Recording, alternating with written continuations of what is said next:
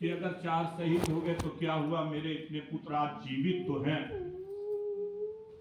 बात उन दिनों की है जब सिखों के 9वें गुरु गुरु तेग बहादुर जी थे। जब कश्मीर के पंडितों के साथ औरंगजेब के सिपा सलार अत्याचार कर रहे थे, उनकी बहु बेटियों को उठाकर ले जाते थे, तब कश्मीरी पंडितों को किसी ने बताया कि आनंदपुर साहब में एक ऐसे महापुरुष मौजूद है, अगर हम उनकी शरण में जाते हैं तो शायद हमारे साथ कुछ अच्छा हो सकता है। कुछ कश्मीरी पंडित जब आनंदपुर साहब पहुंचे तो वहां के सिखों के 9वें गुरु गुरु तेग बहादुर जी के पास जाते हैं। उनसे मिलने के बाद कश्मीर के बारे में बताते हैं कि औरंगजेब के सिपा सलार कश्मीर में पंडितों के साथ बहुत अत्याचार कर रहे हैं।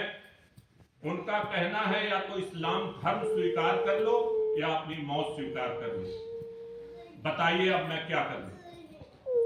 उस समय 9 साल की अवस्था में गुरु तेग बहादुर जी के बेटे गुरु गोविंद सिंह जी, जो सिखों के 10वें गुरु हैं, उनकी 9 साल की उम्र थी जब कश्मीर पंडितों ने उनसे अपने हालात बताए कि किस तरह औरंगजेब के सिपा सलार वहां पे अत्याचार कर रहे हैं। तो गुरु गोविंद सिंह जी जो 9 साल की उम्र में थे, अपने पिता से कहते हैं कि पिताजी, आपके अलावा कौन इनकी समस्या का समाधान कर पाएगा, आप आगे आइए, आगे बढ़ के इनके धर्म को बचाइए।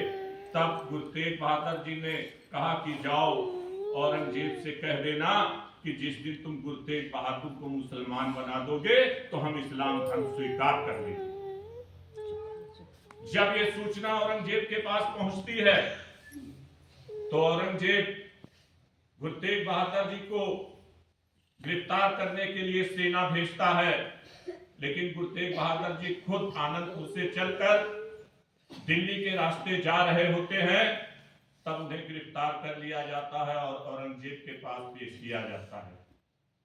उनको यातनाएं दी जाती हैं, उनको समझाया जाता है कि आप इस्लाम धर्म स्वीकार कर लीजिए।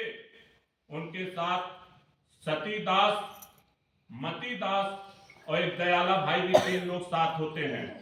जब गुरु तेग बहादुर जी इस्लाम धर्म स्वीकार नहीं करते हैं तो औरंगजेब सबसे पहले सतीदास को आरे से चिलवा देता, आरे से। मतीदास को खौलते पानी में बैठा दिया जाता है, दयाला जी को शहीद कर दिया जाता है।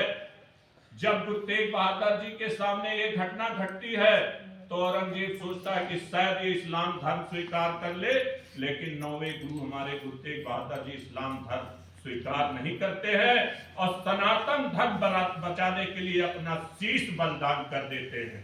आज हम लोग उन्हीं के बेटे गुरु गोविंद सिंह जी और गुरु गोविंद सिंह जी के 4 साहिबजादे अजीत सिंह, जुझार सिंह, जोरावर सिंह, फतेह सिंह, इन 4 साहिबजादों का जो भी इतिहास है मैं संक्षेप में आपके साथ रखूंगा।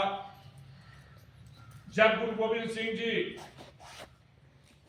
सरसा नदी पे भी छोड़ा पड़ता, आनंदपुर में, आनंदपुर साहब में एक किला होता है जहां गुरु गोविंद सिंह जी रहते हैं और औरंगजेब उस किले को हथियाना चाहता है और ये सुझाव भेजता है कि आप लोग इस किले को खाली कर दीजिए।